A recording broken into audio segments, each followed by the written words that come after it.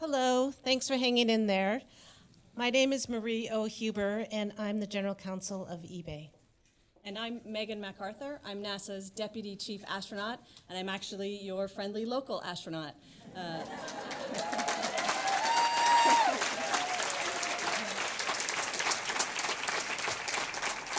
I'm so local, in fact, that I grew up right here on Moffett Field Naval Air Station when it was still a Navy base.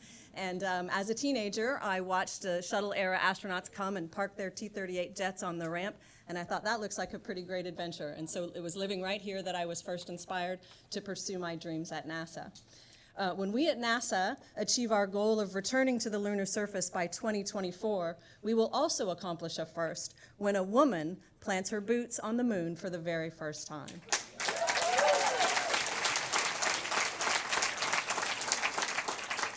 I could not be more thrilled to be here today to help introduce the next two people as our very special guests for this inaugural celebration of women in leadership.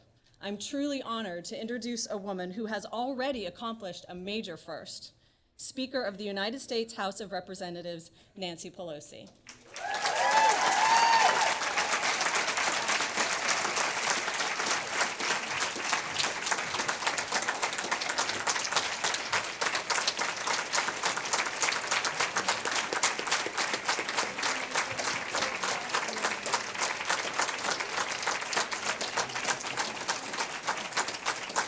Speaker Pelosi is the 52nd Speaker of the House of Representatives, having made history in 2007 as the first woman to ever serve with this distinction. Certainly an achievement that women dreamed of during the women's suffrage movement.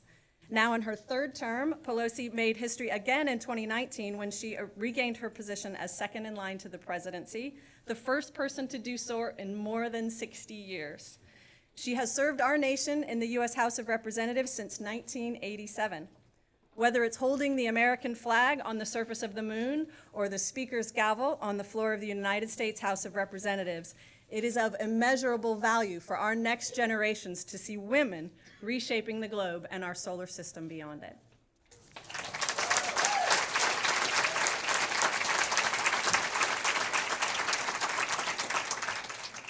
Joining her for the fireside chat is another true trailblazer in her own right. Congresswoman Eshoo is with us today. She is the first woman in the history of our country to become chairwoman of the Health Subcommittee of the powerful Energy and Commerce Committee. She is bringing her leadership to fight for comprehensive, affordable health care for all Americans. Through her work on eliminating lifetime insurance caps, improving health care for children, championing breakthrough research, and making prescription drugs more affordable, Representative Eshoo has been a leader in the field of health policy. Of the 41 bills she has authored that have been signed into law by 4 presidents, more than half have been healthcare related. Congresswoman Eshoo has served in the U.S. House of Representatives since 1993, after serving on the San Mateo County Board of Supervisors for 10 years. She represents the 18th District with a reputation as being a problem solver, a consensus builder, and someone who champions innovation. With this introduction, we would like to extend a warm and most appreciative welcome to Congresswoman Eshoo and our honored guest speaker.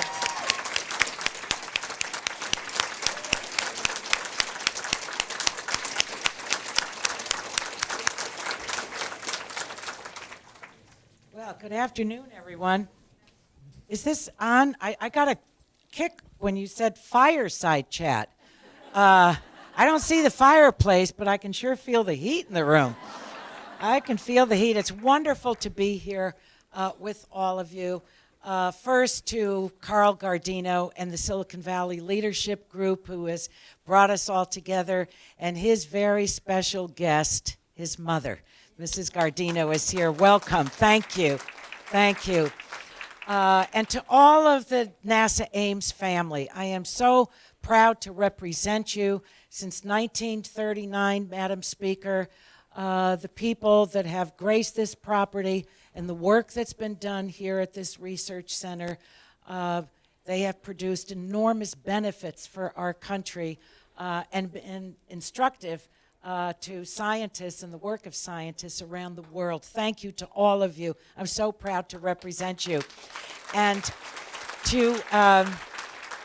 we have a very special guest. He came all the way from Washington, D.C., the NASA administrator, the big administrator in the sky in D.C., head of all of NASA, Administrator Jim Bridenstine. Thank you, Jim. Thank you for your special leadership, and we look forward to a woman astronaut landing on the moon. And thank you for the thank you. So, Madam Speaker, it's a pleasure. Welcome back to the 18th Congressional District. It's great to see you here. You're always welcome here. That welcome is always an overwhelmingly warm and proud one. I could hear it and feel it behind the curtain. So today we're celebrating Women's Equality Day. August 26th was designated in 1971 by the United States Congress as this very special day. And it is, the amendment itself was introduced in 1878. So we have to go back a ways and understand really the struggle that took place. It took almost a half a century to convince lawmakers that women deserved the vote, that we could be trusted with the vote, and that it was only right that we have the vote. Imagine, it took almost a half a century after it was introduced. So now it's 100 years later. And those women, Madam Speaker, could have only dreamed in their wildest dreams that there would be a woman Speaker of the United States House of Representatives, the highest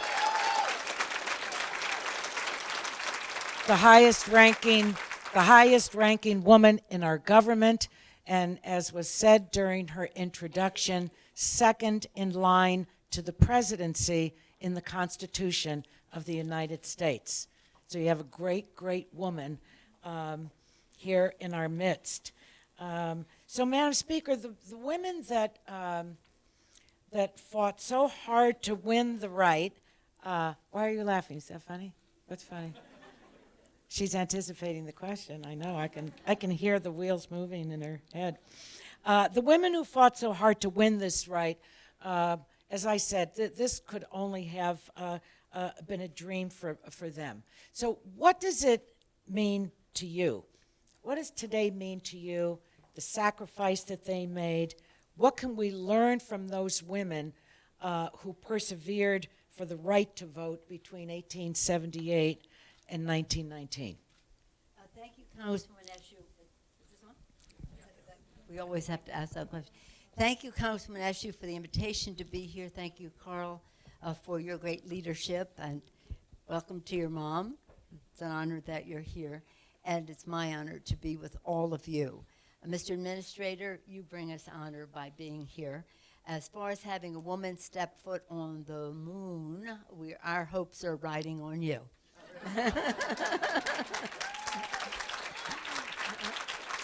And on the talent of our women astronauts. Thank you, Megan, for your very warm introduction. Thank you for your courage and leadership. Thank you all. These women, when they got the right, and let me thank all of you who are from this district for sending Congresswoman Anna Eshoo to the Congress. It will be impossible, and I know that Marie did a very good job saying some of her accomplishments, but she is a pioneer in so many, many ways. In fact, Mr. Administrator, this facility would not be here now without Anna Eshoo saving it in the Congress of the United States.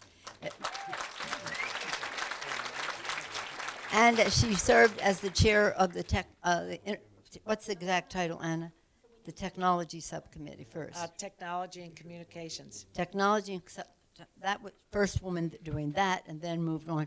to health. So she has been recognized by by our colleagues in a very important way. These are all elected positions. So I know how revered she is in her district. I want you to know how respected Anna Eshoo is in the Congress of the United States. Thank you for sending her for our country. Thank you, Anna Eshoo. Thank you. Okay, so when this actually did happen 99 years ago, 100 years ago in California, but 99 years ago in our country, the headlines read, "Women given the right to vote." Well, that couldn't have been further from the truth. Women were not given anything, although the legislation was introduced in the amendment was introduced in the 1870s. It was probably 30, 40 years earlier that it was lobbied for when at the Seneca Falls Convention it was stated all men and women are created equal and therefore had the right to all these full rights. So it wasn't given to women. They fought, they marched, they struggled, they starved, they were starved, alienated in their families. They did so much to demand and insist that it happened, not only for women, but for the United States of America. It was a tremendous breakthrough. So when you ask what does it mean to me as a speaker, well, I'll just tell you this story. When I first went to my first meeting as leader, not speaker yet, but as leader to the White House, there's a meeting that happens with president, vice president, and then the Democratic and Republican House and Senate leaders. It's a small meeting. So I was going to my first meeting, having been elected by my colleagues to this position, and we didn't have the majority, so I wasn't the speaker yet. So I go to the meeting, and I had no apprehension about going to the meeting, my friends. I love seeing all these women here, these young women here. I had no apprehension because I've been to the White House so many times as an appropriator of intelligence. I had been head of the Intelligence Committee for the Democrats and this. I didn't even think of being concerned about it until I walked into the room. And then as I went into the room and the door closed behind me in the small room around a small table with those people, I realized that this was unlike any other meeting I'd ever been to in the White House. In fact, it was unlike any meeting that any woman had ever been to in the White House. Not a cabinet meeting, which is a wonderful thing, but you're appointed by the president. Your voice is derived from his or her, now, hopefully soon. But nonetheless, I was there not as an appointee of the president. I was there as elected by the Democrats in the Congress of the United States. Co-equal branch of government, separation of powers, my own voice with the beautiful diversity of our caucus behind it. Anyway, so I sit down. President Bush was president, George W. Bush, lovely, gracious as always. You know how gracious he is. Lovely, welcoming and the rest. But as he was welcoming the first woman to such a meeting, making that point, I was feeling really closed in my chair. I mean, it was like I've never had that sensation before, nor since, and I was really crowded on my chair. And as he was being gracious and lovely, I was crouched in my chair. And there it was, Susan B. Anthony, Lucretia Mott, Elizabeth Cady Stanton, Sojourner Truth, Alice Paul. They were all on the chair, and you name more. They were all on the chair. We were squeezed in. And I could hear them say, "At last, we have a seat at the table."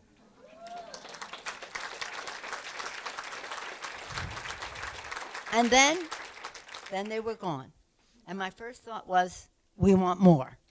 We want more. But we stand on their shoulders. We owe them so much because whatever struggles or debates or whatever we have, the sociological challenge that they faced, even just leaving home alone and traveling across the country and communicating and building support was something very phenomenal. And so again, we were blessed with all of that. And when you ask what would they think of a woman speaker, when I became speaker, we wanted to have some diversity in the statues in the Capitol, you know. So we had, you know, even Helen Keller. We had one of the most visited statues of all, Rosa Parks. People come from all over to see Rosa Parks. But anyway, we were adding these statues, and we put Sojourner Truth. And the day we were dedicating Sojourner Truth, we had a new First Lady in America, Michelle Obama. She came, and we had to move to Emancipation Hall, where thousands of people came beyond what would fit in the rotunda. And when she got up to speak, she said, I can't help think what Sojourner Truth would think seeing a woman Speaker of the House. But, she said, I don't know what she would be thinking seeing me, Michelle Obama, as the First Lady in America. Oh my gosh. And oh my God. That was Sojourner Truth, being a slave who convinced President, she became a suffragist as well as an abolitionist and the rest. But imagine what she would think, not only a woman speaker, but that would be almost incidental, but African-American first family, how America has improved, how America has changed. So, yes, we owe them so much, but we celebrate them, but we cherish them, but the legacy, but we have even more than, therefore, responsibility to embrace the future in a way that would make them proud. I love the story of the chair every time I hear it. The San Francisco Bay Area has, I think, has led the nation in electing women. We've really written our own chapter, I think, in American political history. And the rest of the country, their eyes are on the Bay Area, certainly with the women that have been elected. You were elected in a special election, 1987. 1992 was two women from Northern California, two Jewish women, and they both said it themselves. Who would have ever thought that this would happen? And it did, and it was the year that I was elected, 1992. It was dubbed the year of the woman. They gave us 1 year. But then there were many that followed. Congresswoman Zoe Lofgren, Congresswoman Lee, Congresswoman Spear. What's in the water? Why do you think the Bay Area produces so many groundbreaking women leaders? And how much of a political phenomenon is this in terms of opportunity and circumstance, and how much depends on the ambition and the talent of the women? Maybe something is in the water. Something wonderful. Yes, Dianne Feinstein, Barbara Boxer, Eleni Sakopoulos, now the lieutenant governor, Fiona Ma, the treasurer, our Board of Equalization member from... I was being territorial. I was talking about Congress. Okay. Yeah. Well, the state also, we're blessed. It is, I think, women also, in certain communities, it's really important for women to have women's backs. You just have to say, this is not a zero-sum game. Your success is all of our success. It isn't if you succeed, then, maybe I won't have an opportunity. We all have to say, it's not a zero-sum game. And that's why once that ball starts rolling, of people recognizing that when women succeed, America succeeds, that the door is open for many, many more women. And it is, these women are very talented as well, so there's that. But it is, but they also know how important it is, and this is what I hope you leave here with. It's so important for women to have the confidence, to have the courage to go out there and just jump into the arena, because there's nobody like you. Nobody like you. Whatever it is in your makeup, how you were brought up, how you were educated, how you think, what you value, what vision you have about the future, what you know about your subject, what strategic thinking you bring to it, how you connect with people. There's nobody like you, unique. And the best advice I ever got when I was running was just be yourself. Just be yourself. That confidence, that courage, that authenticity, unlike anyone else, is so positive for our government, for our politics, for everything, actually, for our military, for our corporate world, for our academic world, you name it. But I can tell you firsthand, from the standpoint of governance and the rest, there's nothing more wholesome and more positive than the increased participation of women and the leadership of women in that regard. So I hope that you will all entertain at least the idea of putting yourself on the line, jumping in that arena, and making your contribution to the debate and hopefully to your election. When people introduce me as the highest ranking woman, it's like, oh no, I wish I weren't. I so wish that I weren't. I so had hoped that we would have a woman president by now, and hopefully soon we will. But that's one level. There are all kinds of other levels of government that you should think about being involved in for yourself, for your friend, for your family, for someone else that you might like to advance. But it's pretty exciting, and well, Vanna asked me, I'll say why. Just don't run against us. That's all. Not a The zero-sum great, game. that's right. We don't own anything. We don't own anything. We ask for support according to the Constitution every 2 years. All the locally elected officials, there's so many here, Madam Speaker. You're lucky. You have 4-year terms. They really can roll your sleeves up and go to work and not have to contend with the other side of it.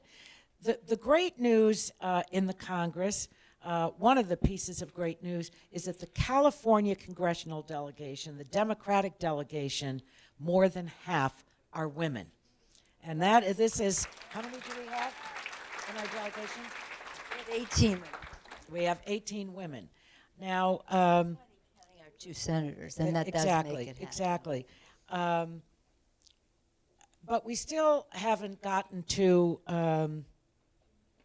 We're less than a quarter of the membership of the House. So, how are you going to hurry history along? And I think that everyone would really like to hear how you think. And the new class, it's another large infusion of women, how women make a difference in the Congress. Well, first let me just say that having more women in the Congress is a decision. We made a decision when we went there. When I went there, 435 people in the House. You know this. 435 people in the House. 23 were women. 23 were women. It was like, what? You must be kidding. 12 Democrats, 11 Republicans. So Barbara Boxer and I, and then Anna when she came over, we all decided we have to increase our numbers. Now, this may sound a little partisan, there are 106 women in the Congress. 91 are Democrats. Because we made a decision that every year we would increase the number. We would say, get out there, run, do it, you can do it, we can help, and all the rest. And that's where we went from 23 to 91. They went from 11 to, 15. And that you just have to decide on that. And the increased participation of women is very important. People say to me all the time after a meeting or something, do you know how different that meeting would have been if it were run by a man? Excuse me, brave men who are in this room. Well, because you listen and you build consensus and you have something that is intuitive. You know, women are multitaskers and all the rest of all the things we have to do for our children or our parents or our families or whatever else. You're intuitive. You want the time to count for something and make a difference, not to meet, but to meet to progress. So when we see women, when the when we gather sometimes in the well, and sometimes we even wear the same color, like if we're celebrating one thing or another, they're like, oh my God, they have the same color in, and they're gathering together. What are they up to now? What are they up to now? Well, what are we up to now? Equal pay for equal work. That's what we're up to now. Issues that relate to women, but not only that. Because I say to women, it's not just about what they would call the women's issues. It's about national security. Right, Megan? It's about our national security and women's role in that. It's about our economy. It's about all of the subjects of the biggest magnitude in our country that women weigh in on and make a difference. And yes, of course, we look after issues that might be labeled women's issues. But men do too. They help us with that. But we do not yield one grain of sand in terms of the areas in which women would weigh in. The security of our nation, the strength of our economy, the challenge that we have in terms of climate and what that means in so many respects, which we can go into if you wish, the education of our, all of the things that make a nation strong. That's what women are about, you know, making a big difference. 91. And by the way, before most of you were born, there was a big class that came in, very transformative. They were called the Watergate babies. They came in, read it in the history book or Google. They came in right at the scandal of Watergate. A big class. It was historic. It was transformative, just like as you hear about this class. In the first year, not one of them was the chair of a subcommittee, had a gavel. In this class, we made sure 18 of the freshmen chair subcommittees have a gavel. 10 of them are women, 8 are men. But that is a drastic difference in accelerating the leadership of newcomers to the Congress. We're very proud of that.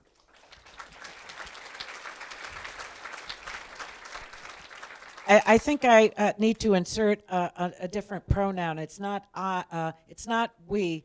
It really is I. The speaker is the person that makes sure who is in the leadership at the committees. So that's the difference with this speakership. It's phenomenal. I'm in my 27th year. I've never seen on either side of the aisle a freshman have a gavel in their hand. And there are so many of them that are women. They're not only at the table, they're at the head of the table. So, Madam Speaker, bravo, bravo. They're telling me that we're running a little short of time, but I want to squeeze a couple of things in. Which women world leaders do you admire the most? And who would you most like to have for dinner besides your family? She's a whiz. Well, I'm a big fan of Angela Merkel. I think she made a very big difference in our country. And they were talking about world leaders. We cannot exclude them in our country. Our justices of the Supreme Court, and that's really very important. But I would be, it's hard to say because if you say somebody, you're leaving somebody out.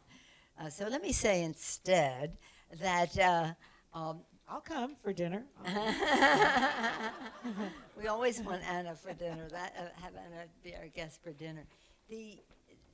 Because you're saying we're running short of time, let me just say how important it is for all of you with your, shall we say, orientation toward technology and the future, STEM, although we call it STEAM, with the arts in there as well, to make your mark in all of this.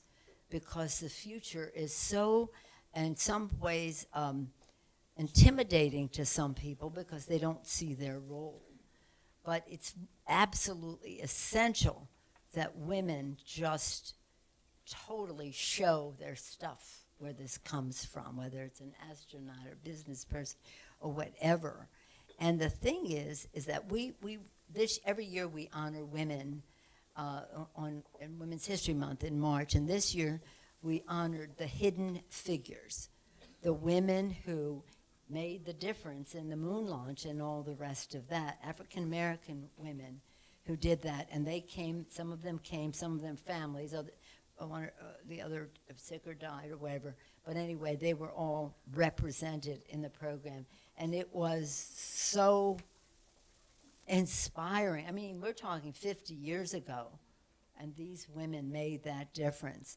And I do think that it would be essential to how we go forward to see women's leadership in that regard. And I thank you, Carl, for having this session today so that we can emphasize that importance, because it is the future. I mean, there's no, and Anna has been our champion. She had the innovation agenda in '06, which led to the Competes Act. There's established ARPA-E and so many initiatives.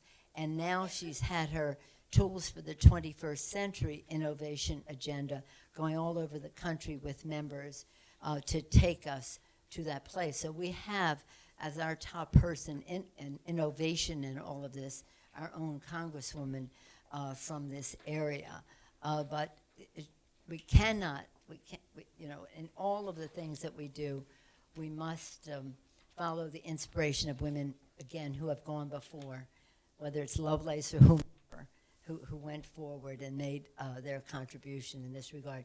So to all of you who are venturing down that path, encourage others. I wish you much success in that regard. The country really depends on you in that regard. Imagine those women, those hidden figures. This, some of us just don't have that brain. Just recognize, if you do, how essential it is. And I would like to have all of you to my home for dinner. She's a diplomat, a great, great diplomat. We have a couple of questions that were given to me that come from the audience. And this one is, what's the best piece of advice you received early in your career or you wish you had known sooner? Well, I said earlier, the best advice that I give you is the best advice that I got. Be yourself. Be your authentic, true to yourself person. You're not, you're special. Just recognize that. Be yourself. And what did I wish I had known sooner? I don't know. Well, let's No one see gives that you next power, question. you have to take it. Oh, yeah, well. It's nothing like a gavel. That's right. Are there any plans to keep the federal agencies accountable for improving diversity and inclusion efforts, particularly those that are measurable and actionable? Well, let me just say this about that subject. First of all, there has to be a recognition of the importance of governance. Right now, we have those who do not necessarily believe in governance. They're trying to shrink the role of government. We don't want any more government than we need, but we want the government that we need. And governance is a high calling, public service governance. A. B, this may come as a shock to you, and I'm sorry to be the one to break the news to you. There are those who do not believe in science. So if you don't believe in governance and you don't believe in science, you have no motivation, right, Marie? You have no motivation to go down any of these paths. So this is the fight that we have to have. And when people say they want to privatize this and privatize that in terms of government services, what they're saying clearly is, I don't want any responsibility for diversity or any respect for the governance role that is being played there. So when we have shutdowns of government, it's because there are people who don't believe in governance. So that's an easy thing for them to do, shut down government. We just established a new subcommittee in the Financial Services Committee under Maxine Waters and Joyce Beatty's leadership that is about insisting on diversity in the financial services industry. We have long had, when I became speaker the first time, heralding a call to action for diversity in the federal government and in the Congress of the United States and in the hiring. Right now, we're asking everybody to implement the Rooney Rule. Do you know what the Rooney Rule is? The Rooney Rule comes from the National Football League, Rooney being the head of the Pittsburgh Steelers. And Rooney instituted a plan that said that everybody should at least make sure that when you're interviewing for a coach or this or that or the other thing, that you must interview minorities and women. Well, I don't know so much about women in the NFL, but there's some. Must interview. Because if you don't interview, you're just not going to hire. So we're saying to them, you must have the Rooney Rule. But this, if you're going to meet the needs of the American people, if you're going to serve people, you have to know from them what their needs are, how they see things. And that's what we love about our caucus, because our caucus is 60% women, people of color, LGBTQ. Very, very, very good. 60%. So when Anna says we're only 25% of the caucus, well, in our caucus, the women are clearly a higher percentage than in the caucus. We're doing our share. But of course, as I said earlier, we want more. But this issue of diversity in government and believing in governance, meeting the needs of people, has to reflect the full thinking, the beautiful diversity of our country. And as I say to the members, our diversity is our strength. Our unity is our power. And that, again, you have to come to consensus. You have to come to consensus, whether you're Democrats, Republicans, or whatever you are. Our founder said, e pluribus unum, from many one. From many one. They couldn't imagine how many we'd be, or how different we'd be from each other from their vantage point in those days. But they knew we should always be striving for oneness. So when we talk about diversity, we're not talking about division. We're talking about building consensus with everyone at the table. Unum. One. One more. One more, Madam Speaker. You used the beautiful word science. This question is, what is Congress planning to do about the muzzling of scientists and the free press? Can you imagine that we would be even having this conversation? Well, there's certain issues that demand, insist that we pay attention to science. Well, everything. But right now, the climate crisis, it is a health issue, a public health issue, clean air, clean water, et cetera. It is a jobs issue, green technologies and the rest, building the infrastructure of America in a green way. It is a defense issue because scientists and our generals and national security experts will tell you that the rising of the sea level, the encroaching of the Gobi Desert, other desert, all the thermal warming of the planet, drought, famine, floods, all the rest of it cause demand and competition for resources and habitat that can cause conflict. And of course, it is a moral responsibility. Health, jobs, security, moral responsibility. If you believe as do I and Anna that this is God's creation and we have, may I speak for you, Anna, we have a moral responsibility to be good shepherds of God's creation. But even if you don't share that view, I think everybody, well, hopefully everybody agrees that we have a moral responsibility to pass the planet on to the next generation in a responsible way. Science is essential to that discussion. It's essential to how we build the infrastructure of America. It's essential to how we provide health care for all Americans in the best possible way. It's essential to how we educate our children. It's just to say we don't support science is, I was disappointed, but not surprised. I say disappointed, not surprised that the president did not go to the climate meeting at the G7. What? And so, so that is a national debate we have to have. And by the way, and mostly young people here, young people see this so clearly, so clearly. Let me just close by saying, is this time to close? Oh, okay. You're going to be the close. You're going to have the last word. But let me just say this, because when you talk about science and you talk about freedom of the press and the rest, I'm reminded of something that I remind my colleagues of almost every day. In the earliest days of the revolution, the darkest days of the revolution, Thomas Paine said, "The times have found us." The times have found us. They knew they had responsibility historically to make that fight and to win that fight. Well, we think the times have found us.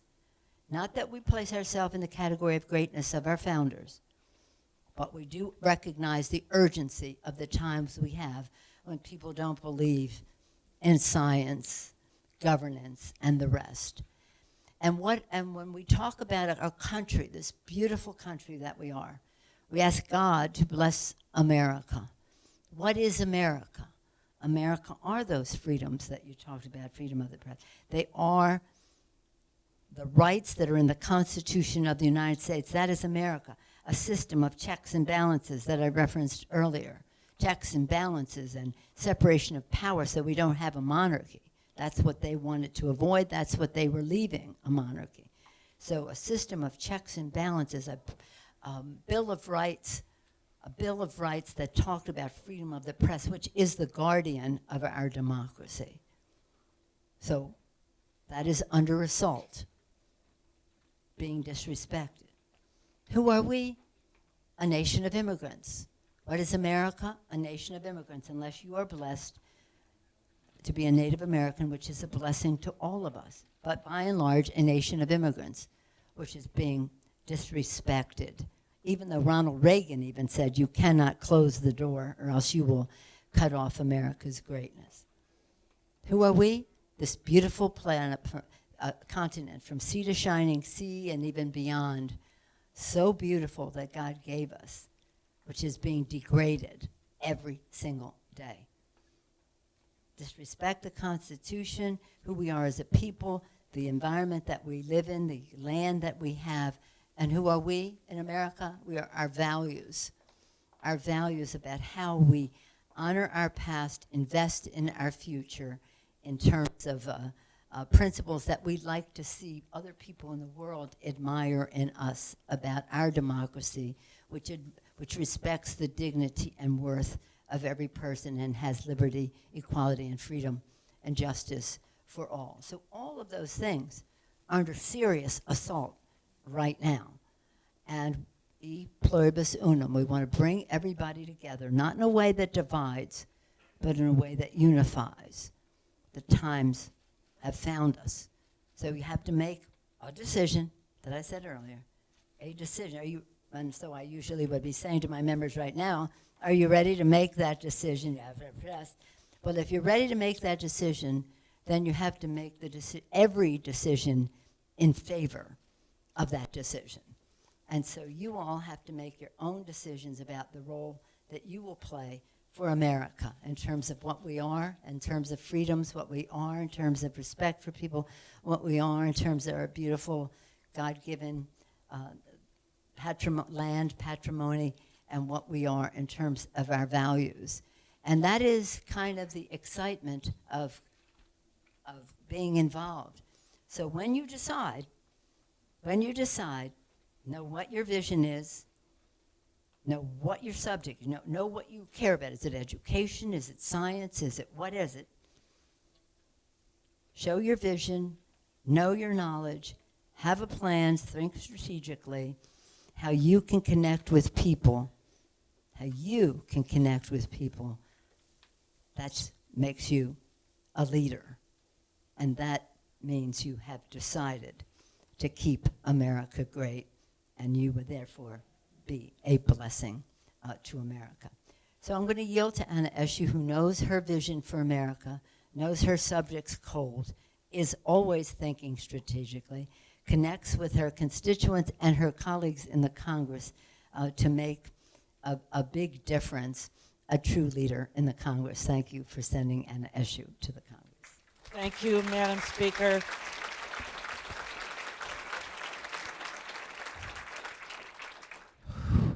We never even were mindful of the temperature in the room, right? Thank you, Madam Speaker.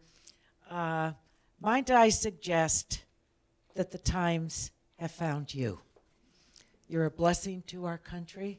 You're a source of inspiration to all of us, And I think that everyone in this room, and as the word goes out, because there are reporters here, that people will sleep even better tonight. Having been in your company, heard your vision for our country, why women are so essential to this democracy that we love and that we are all going to work so hard to preserve and protect. So to NASA Ames, to the scientists, to all the employees here, the history that you've made, the astronauts, since 1939, Madam Speaker, this area has been blessed with the presence of NASA Ames Research Center, and to Carl Gardino, who carries forward the mission of David Packard and Bill Hewlett, providing housing, good transportation, solid communities that families can be proud of and be able to afford to live in, to raise their families and enjoy what we have here in the Bay Area. To all the young women, the advocates, the workers, you are the wind beneath our sails. I couldn't mean that more. And I couldn't be more blessed than to represent a district that is as distinguished as this place is, and how grateful we are to the Speaker for spending her time with us. She raised us all up today. Thank you, Madam Speaker, and God bless you. God bless our country.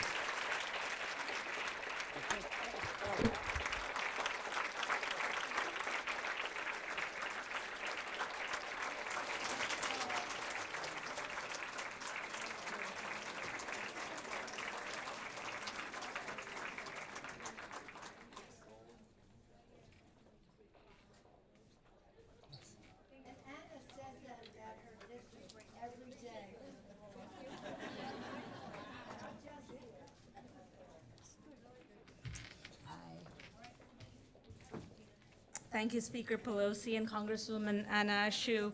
I heard these things. So first I want to start by saying San Francisco Bay Area has led in electing women. So thank you so much for that. In 1987, Speaker Pelosi, when you were going to Congress, in 1992, when you were going to Congress, I was an immigrant coming into this country. So the tireless work to bring 91 women to Congress is astonishing. Thank you so much for that. As a CEO of a global Fortune 500 company, I'd say that I would love to have 91 women running Fortune 500 companies. So the support for that would be great. So I walk away with this: just be yourself. We owe you both so much for being women leaders running this country. Thank you so much. Can I just add, Madam Speaker, Congresswoman Anna Eshoo, thank you so much for doing this. As I say to my children, a life well lived is if the world is a better place because you're in it, as opposed to the opposite. And these two ladies certainly qualify. So thank you for all that you have done and you will continue to do. Thank you for the inspiring leadership. This word authentic is something that I tell women that want to rise through the ranks. You cannot be a leader and not be an authentic person. That doesn't work, whether you're a man or a woman.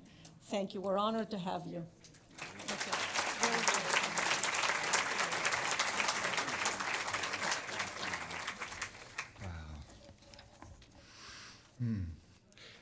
We have each had the pleasure and the opportunity to be lifted up inside this room today. Now, we each have the role and the responsibility to lift up others outside of this room tomorrow.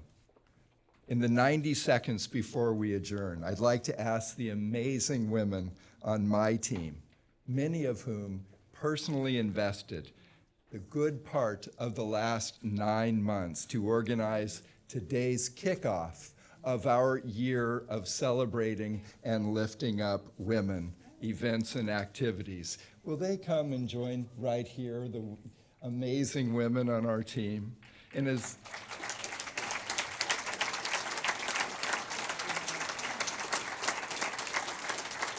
as my colleagues come forward, I'd also like to ask a young woman leader from a friend in the public sector, Betty Jung, on the staff of Supervisor Cindy Chavez, to come join us on stage as well. Hi everyone. Thank you for this opportunity. Supervisor Cindy Chavez is actually on a plane taking her son to college right now on the East Coast, which is why she's not able to be here. Yeah, he was just born, right? Yeah. So I'm here in her place today to announce Santa Clara County's own kickoff of Women's Equality 2020 Leadership Council.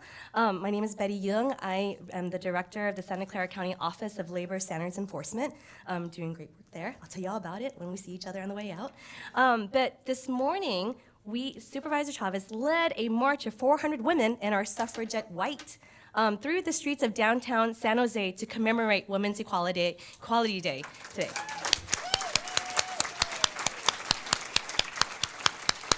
This kicks off our parallel campaign of activities and events to meaningfully engage voters of all ages, all generations, of course, all ethnicities, languages. Throughout the next year, we'll be offering grants for student groups, for women's groups, for local organization groups to do this type of work as well with us. And so thank you to Carl and the Silicon Valley Leadership Group for this opportunity to announce and to be critical partners to one another.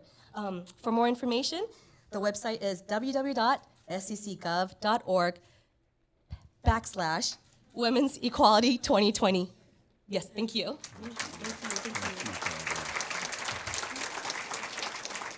In closing, I've been asked why we were so blessed to be hosted by NASA today with the NASA administrator. And the answer is simple. NASA is about aiming for the stars and achieving it. And that's what each of us must also do. Thank you all for joining us today.